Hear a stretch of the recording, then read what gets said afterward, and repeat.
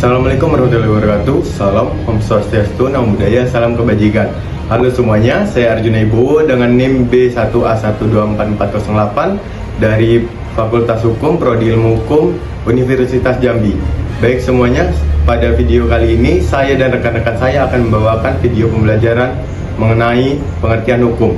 Sebelum masuki video materi, saya akan memperkenalkan rekan-rekan saya terlebih dahulu. Saya Benar Sendawas dengan NIM B1A12431. Nama saya Farhan Julfiani dengan NIM B1A12439. Saya Ragil Restu Saputra, NIM B1A12494. Nama saya Muhammad Faiz Habibi dengan NIM B1A12435.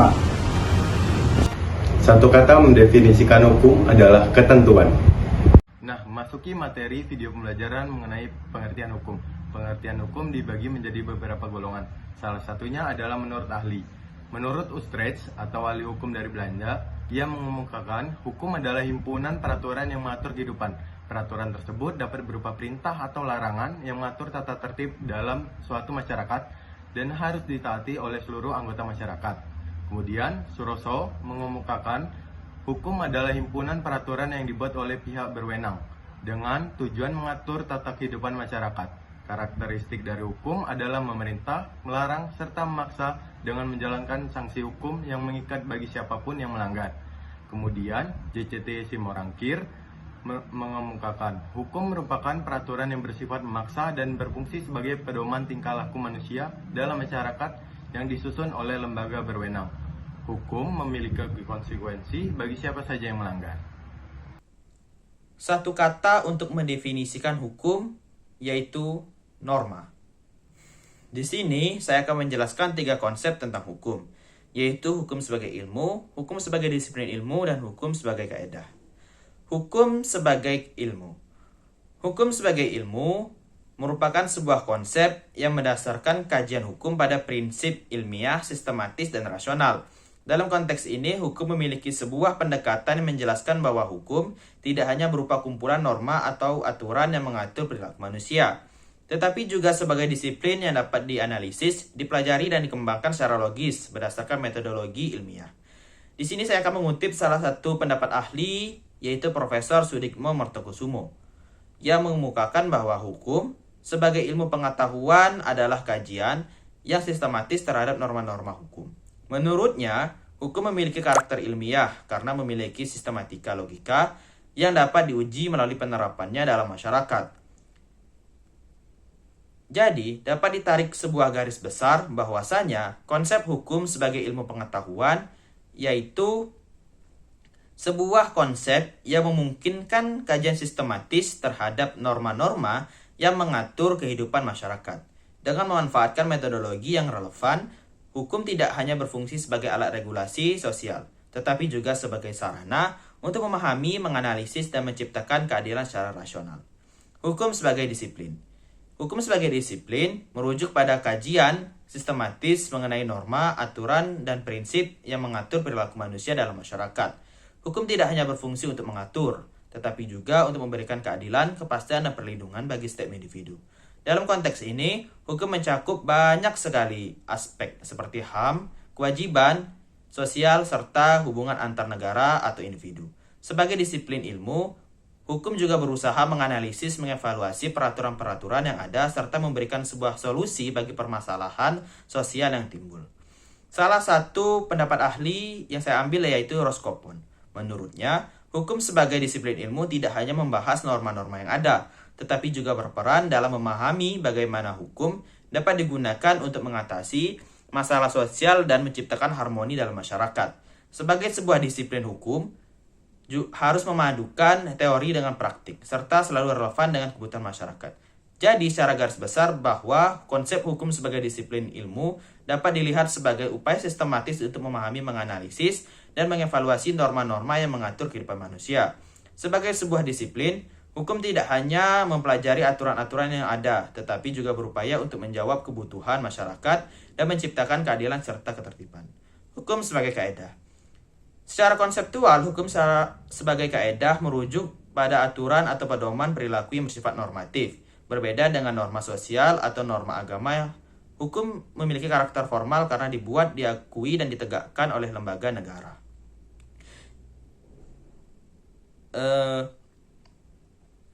Karakteristik hukum sebagai kaedah. Hukum sebagai kaedah memiliki beberapa karakteristik. Yang pertama yaitu mengatur perilaku. Hukum mengatur hubungan antara individu dengan masyarakat, serta antara individu dengan negara. Yang kedua yaitu bersifat memaksa. Pelanggaran terhadap kaedah hukum dapat dikenakan sanksi yang bersifat memaksa, seperti denda, hukuman penjara, atau tindakan administratif. Yang ketiga, kepastian hukum.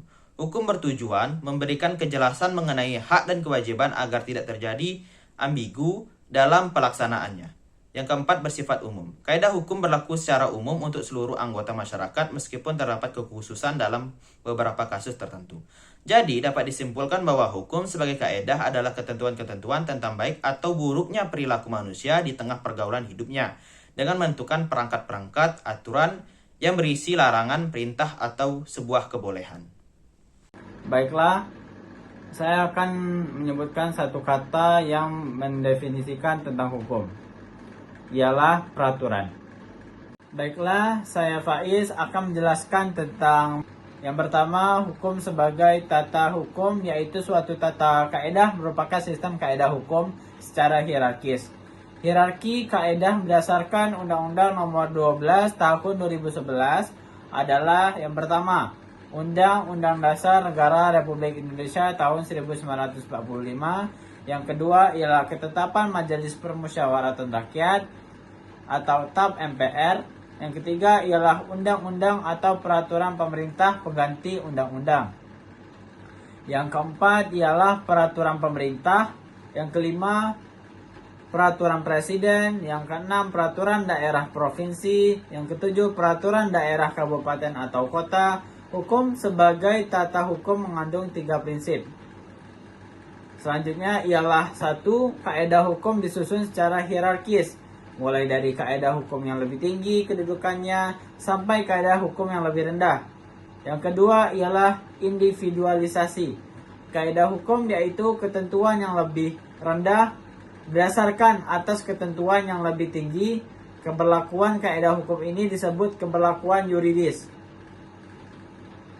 Prinsip yang ketiga ialah prinsip lex superior derogat lex inferior, yaitu adalah keberlakuan kaedah hukum yang berada di bawah didasarkan atas kaedah hukum yang ada di atasnya. Jika terjadi perbedaan pengaturan atau jika terjadi konflik norma antara ketentuan yang lebih tinggi dengan yang lebih rendah, maka yang diberlakukan adalah ketentuan yang lebih tinggi. Ketentuan yang lebih tinggi menyampingkan berlakunya ketentuan yang lebih rendah. Hukum sebagai petugas hukum.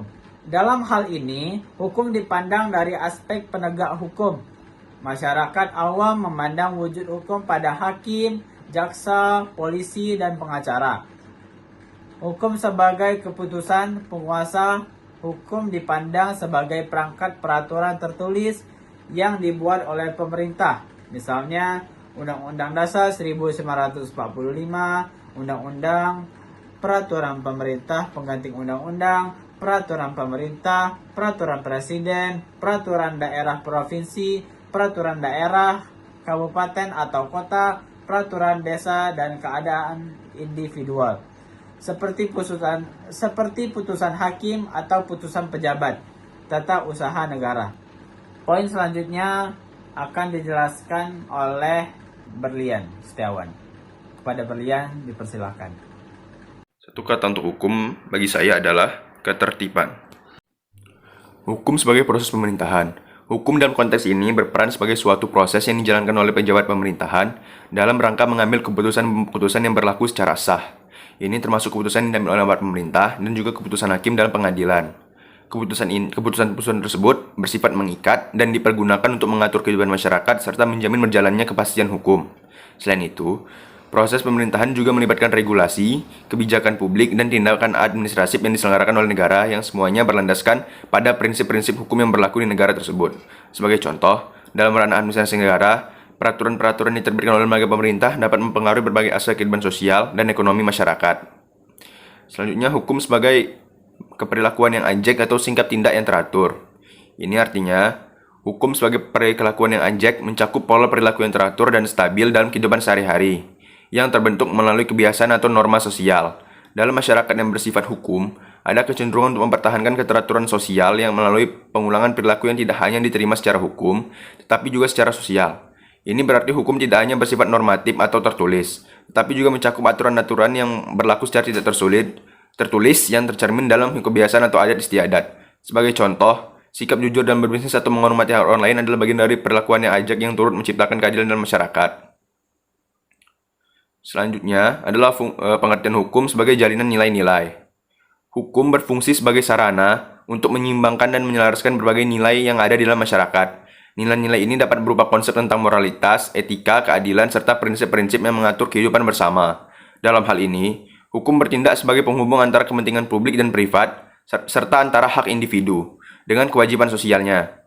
Hukum seringkali mencerminkan konsensus sosial mengenai apa yang dianggap benar atau salah, adil atau tidak adil, pantas atau tidak pantas. Sebagai contoh, hukum yang mengatur larangan diskriminasi mencerminkan nilai-nilai kesetaraan dan keadilan dalam masyarakat. Hukum dalam hal ini bertujuan untuk meminimalkan ketimpangan sosial dengan menegakkan hak-hak dasar setiap individu manusia. Baiklah, saya akan menyebutkan satu kata yang mendefinisikan hukum, ialah sanksi. Saya Farhan Julpiani dengan NIM B1A124379 akan melanjutkan pembahasan yaitu hukum sebagai ideologi dan hukum sebagai realitas. Yang pertama, saya akan membahas hukum sebagai ideologi. Hukum dilihat sebagai suatu yang ideal atau dicita-citakan. Artinya, hukum itu dibuat untuk mencerminkan nilai-nilai yang dianggap baik atau benar oleh masyarakat atau kelompok tertentu. Contoh mudahnya, dalam ideologi demokrasi, hukum dibuat supaya semua orang diperlakukan sama, tidak ada yang di atas hukum, dan semua orang punya hak yang sama. Yang kedua, dalam ideologi agama, hukum dibuat berdasarkan ajaran agama, seperti larangan mencuri atau berbuat jahat karena dianggap bertentangan dengan nilai moral. Jadi, hukum sebagai ideologi itu lebih ke gambaran hukum seperti apa yang kita inginkan supaya hidup jadi lebih baik. Yang kedua adalah hukum sebagai realitas. Hukum di sini dilihat dari kenyataan di lapangan. Artinya, bukan soal bagaimana seharusnya berjalan, tapi bagaimana hukum itu benar-benar berlaku dalam kehidupan sehari-hari. Contohnya, pertama, mungkin hukum di atas kertas mengatakan semua orang yang sama di depan hukum. Tapi kenyataannya kadang ada orang kaya atau pejabat yang bisa membeli hukum supaya lolos dari hukuman. Ada hukum negara, tapi di daerah tertentu orang lebih mengikuti hukum adat karena lebih sesuai dengan kebiasaan mereka. Jadi, hukum sebagai realitas itu lebih membahas bagaimana hukum itu benar-benar terjadi dalam kehidupan nyata, termasuk kekurangan atau penyimpangannya. Kesimpulan yang dapat saya ambil dari keduanya yaitu hukum sebagai ideologi itu kayak rencana atau tujuan mulia dari hukum, atau hukum dibuat supaya adil dan menciptakan kebaikan. Sedangkan hukum sebagai realitas itu kayak kenyataan di lapangan, kadang hukum yang berlaku nggak seindah cita-citanya. Keduanya penting, hukum harus punya tujuan yang baik, ideologi, tapi juga harus sesuai dengan kenyataan masyarakat supaya bisa benar-benar berjalan realitas. Sekian, terima kasih. Demikian video pembelajaran dari kami mengenai pengertian hukum yang dapat kami bawakan. Semoga penonton dapat menambah wawasan dan juga pengetahuan. Kami akhiri dengan wassalamualaikum warahmatullahi wabarakatuh.